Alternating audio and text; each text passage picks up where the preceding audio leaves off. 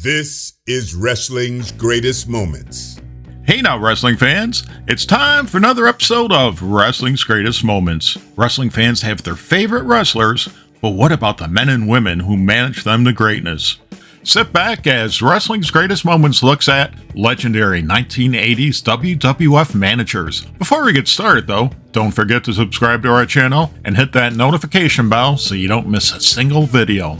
Wrestling managers played several roles, chief among them adding heat to a wrestler's act, especially for wrestlers who weren't the best talkers or whose gimmick, such as the Wild Samoans, precluded them from saying anything significant. Managers could also interfere on their client's behalf, or in the rare case of babyface managers, gain sympathy after a heel attacked them. Like most promotions in the 1980s, the WWF had a whole host of managers. Keep in mind that we're only covering the WWF in the 1980s, but we will cover managers from outside the company down the road. The Three Wise Men. You'll never find a more wretched hive of scum and villainy. Obi-Wan Kenobi's description of Mos Eisley also applies to the terrible trio of managers who wreaked havoc on the WWF during the 1980s. Nicknamed the Three Wise Men, these terrors helped many a heel win championship gold, while also inflicting mayhem on the many babyfaces who ran afoul of their clients. While all three managers' heyday was in the 1970s, no review of 1980s WWF managers is complete without mentioning the Grand Wizard, Classy Freddy Blasie, and Captain Lou Albano. The Grand Wizard. Like Captain Lou and Classy Freddy Blasie, the Grand Wizard, aka Ernie Roth, had a solid run in the WWF during the 1970s. However, his work in the 1980s certainly didn't suffer as he continued guiding wrestlers to titles, selling them out as needed for a good angle, such as when he unloaded Pat Patterson, or providing the mystique that made the Three Wise Men earn fans' grudging admiration, even if they hated their tactics. Roth perfected these tactics years earlier when he managed under the name Abdullah Farouk, managing the legendary heel, The Sheik. As noted in the book WWE Legends, the pair was an instant hit. Roth found it easy to whip fans into a frenzy by interfering in his charges matches, a relatively rare tactic at that time. The Wizard guided several WWF talents to championship gold in the 1970s, continuing his winning ways in 1980 with Intercontinental Champion Ken Patera, who beat the Wizard's previous client Pat Patterson for the belt, and the Magnificent Morocco in 1981. Sadly, the Grand Wizard passed away in 1983 at age 53. He would have fit in perfectly during the rock and wrestling era due to his outlandish outfits and colorful talk. Captain Lou Albano, nicknamed the Guiding Light and the Manager of Champions for taking numerous clients to various championships, it was difficult to argue with Albano's success. Like many managers, Albano wrestled before he became a manager, but he excelled as a manager. Author Bill Hanstock believes promoter Vince McMahon Sr.'s decision to turn Albano into a manager was one of McMahon's strokes of brilliance, noting Albano's peerless ability to run his mouth non-stop and convert him from pro wrestler to pro wrestling manager. Almost invariably, Albano would bring a new challenger for San Martino's title into the WWF, run his mouth about everything, and get fans to show up in droves to see San Martino kick the snot out of Albano's charges. Albano guided tag team after tag team to the WWF Tag Team Championship. The Manager of Champions also led Ivan Koloff to his WWF Championship win over Bruno Sammartino, and guided Intercontinental Champions Don Morocco and Greg Valentine. While Albano was portrayed as a complete slob, he nonetheless had a certain charm and cultivated his own fan base. Even when he played a heel, it was very easy to despise. Albano's idea of maximum chic was your laid-back slobby look, but it worked, whether it was Captain Lou's big belly hanging out or the various rubber bands dangling from his face. Wrestling interviewer Supreme Mean Gene Okerlund once observed how Albano's energy made him so successful, and how the name dropping he would do was just brilliant. Those characters he'd come up with, Dr. Rodney Popovnik, Leonardo Bosqueeps Albano, and so forth. In those days, interviews really drove sales for live events, and that was Lou's specialty. He could make up for any lack of speaking experience on the part of the people he managed. Albano's larger-than-life character made him a natural for Hollywood, and his appearance in several Cyndi Lauper music videos led to several roles in movies and TV. Albano's growing demand in Hollywood, along with his astonishing transformation into a babyface manager, opened the door for new heel managers to take center stage. Freddy Blasie. Listen here, you pencil neck geek. Long before Freddy Blasie routinely broke canes over wrestlers' heads, he was a fierce villain who chilled fans to the bone. Although the tale of him giving Japanese fans heart attacks watching him brutalize their hero Ricky Dozan on TV may be hyperbole, Blasie's bloodthirsty nature earned him the nickname The Vampire during his wrestling career. Blasie proved the perfect manager for the WWF and WWF, utilizing his silver tongue to dismantle opponents and fans during promos. Blasie was one of the best talkers in wrestling, which meant fans were always in for a treat when he cut a promo. Even when Blasie managed good talkers, fans looked forward to his promos, even though they hated him. Blasie was a classic opportunistic heel manager, such as when he transformed into Ayatollah Blasie when he guided Iranian wrestler the Iron Sheik to the WWF Championship. Unfortunately, things with the Iron Sheik could get dicey, whether it was fans literally wanting to end the Iron Sheik or during a photo shoot for WWF magazine. As Blasie recalls in his book, Listen You Pencil Neck Geek, he and the Iron Sheik were taken to the United Nations headquarters for a photo shoot. We were driven to the front of the building and took a couple of pictures, pointing over our shoulders and at each other. Everything was going fine until the Sheik asked, "Is it okay to take out my flag, Mr. Blasie?" Before I could answer, he was waving the Ayatollah's face at passing cars on First Avenue. "What the matter with you, you crazy son of a..." I yelled. "Put that thing away! Do you want to get us all arrested by the FBI?" Health problems led to Blasie retiring as a manager, but his legacy continues. Bobby the Brain Heenan. Former wrestler turned manager Bobby the Brain Heenan was just one of many talents who jumped from the AWA to the WWF in the 1980s, and he was arguably the best manager that came in after the Three Wise Men.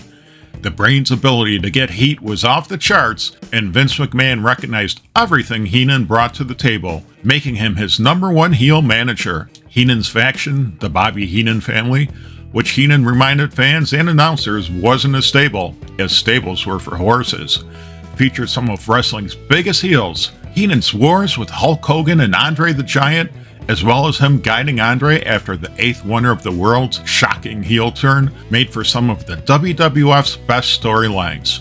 McMahon's trust in Heenan's ability led to the Brain's involvement in top programs throughout his WWF career. In addition, Bobby's work as a wrestler and his razor-sharp wit made him an asset in other areas. Heenan could be called upon to get in the ring for weasel suit matches as needed and take bumps for vengeful babyfaces. However, his biggest contribution to the WWF may have been his work as a color commentator. The Brain's legendary pairing with Gorilla Monsoon remains one of wrestling's greatest announce teams. Fans tuning in to Wrestling Challenge or Primetime Wrestling ended up coming back just to hear the banter between the two, whose deep friendship behind the scenes seeped through even as Gorilla played the long-suffering babyface commentator to Heenan's outrageous heel broadcast journalist. Mr. Fuji. Unlike many of the WWF's best managers, Mr. Fuji wasn't known for his promo skills. This wasn't a problem when he managed talkers like the Magnificent Morocco and Demolition. However, in other cases such as Kamala and the Powers of Pain, Fuge the Stooge, as Demolition nicknamed him following Fuji's betrayal of Axe and Smash, took a less is more approach with his talking. Mr. Fuji made up for his lack of microphone skills with his utter ruthlessness as a manager and his ability to turn the tables on his wrestlers' opponents, whether it was with a handful of salt to the eyes or an opportune shot with his cane. WWF fans saw Fuji participate in some brutal assaults on wrestlers, chief among them the Magnificent Morocco choking out Ricky the Dragon Steamboat. Fuji was also good for laughs, as seen by his Fuji Vice vignettes with Don Morocco. Miss Elizabeth. Miss Elizabeth was a rarity in wrestling managers.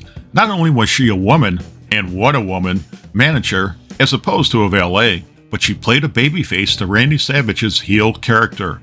Elizabeth was more than eye candy, and as noted in our video, Ladies from the 80s, Liz played a key role in the Macho Man's WWF success, adding layers upon layers to his wrestling persona, whether he played a heel or a babyface.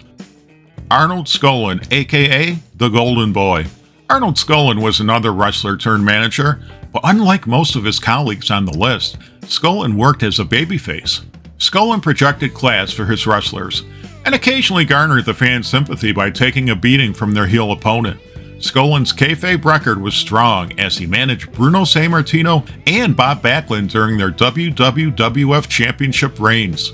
Occasionally, Skolan would point out a heel's nefarious deeds during a match, usually taking a shellacking for sticking his nose where it didn't belong. At least that was a heel's perspective. Skolan played a pivotal role in Bob Backlund dropping the WWF Championship to the Iron Sheik when he threw in the towel when Backlund was trapped in the Sheik's camel clutch with no hope of escape. Knowing Backlund would never submit, Skolan threw in the towel with a storyline goal of saving Backlund from a permanent injury. Slick.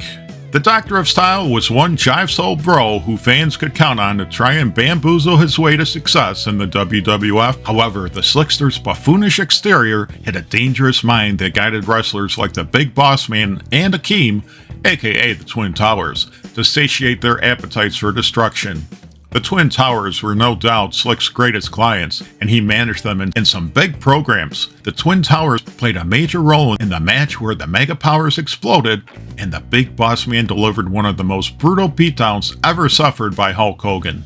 Unfortunately for the Slickster, this was the highlight of his managerial career, as his other clients were usually mid-card acts such as the Bolsheviks, Power and Glory, and the Warlord. Jimmy Hart.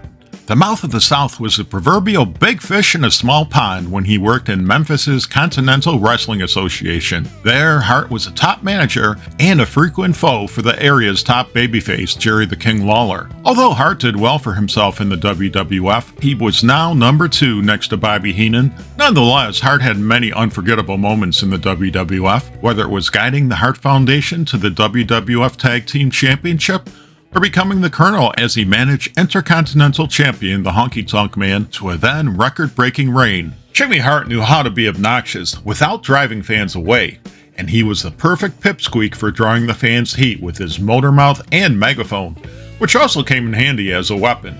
Johnny Valiant.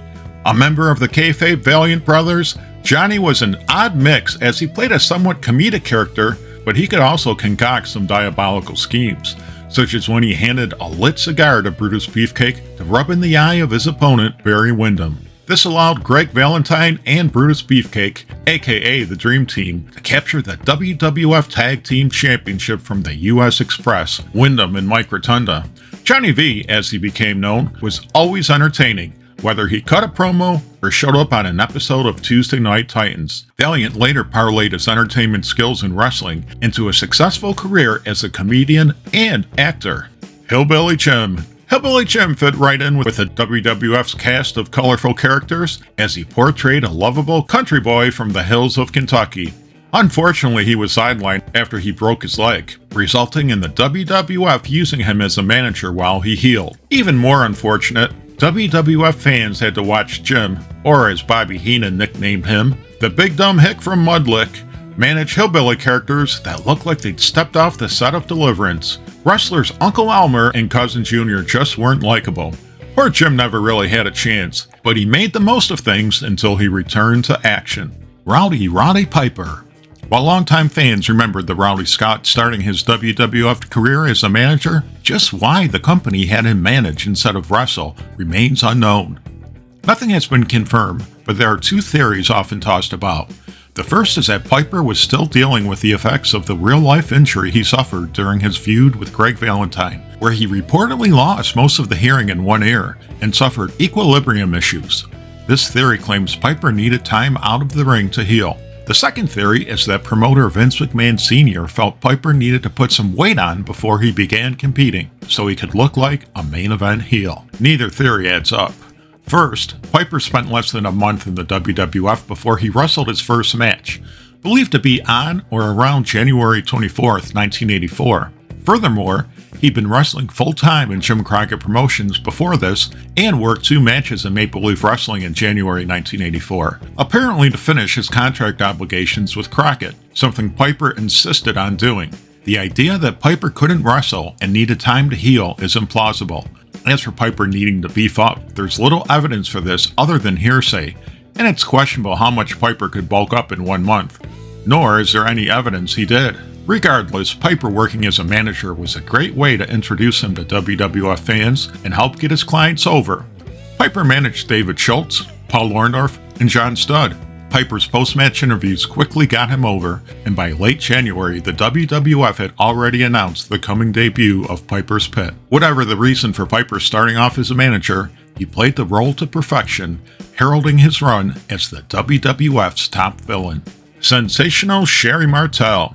Although Sher Martel came into the WWF late in the 1980s as a manager, her work guiding Randy Savage after the Macho Man parted ways with Miss Elizabeth proved the perfect complement to Savage's rule-breaking ways. Martel was a woman who wasn't afraid to attack Savage's opponents and was tough enough, as well as easy to jeer, that fans didn't feel bad when the babyface delivered an occasional atomic drop or other bumps to her. Nature Boy Buddy Rogers. Former NWA and WWF champion Nature Boy Buddy Rogers was another of the WWF's rare babyface managers. Rogers hosted the talk segment Rogers Corner and eventually became involved in a storyline where he helped Jimmy Superfly Snuka break free of heel manager Captain Lou Albano's control. Rogers managed Snuka and even teamed with the Superfly for occasional matches against Albano and wrestler Don Morocco. Unfortunately, a broken hip ended Rogers' WWF career, and he left the company. Frenchie Martin. Frenchie Martin gets points just for his outrageous attire, which included a beret and a monocle. Frenchie managed Dino Bravo and did double duty by providing color commentary for the WWF's French language television programs. Honorable mention: Cyndi Lauper. Pop star Cyndi Lauper's short run in the WWF as the manager for women's wrestler Wendy Richter was nonetheless important. Lauper helped fire up the rock and wrestling connection, and as noted in our profile on her and our Ladies from the 80s video, her contributions to the success of the WWF and WrestleMania were significant. Do you remember the WWF's magnificent managers? Would you like to see in-depth profiles on any of them? Share your thoughts in the comment section and let us know if there's any videos you'd like Wrestling's Greatest Moments to cover.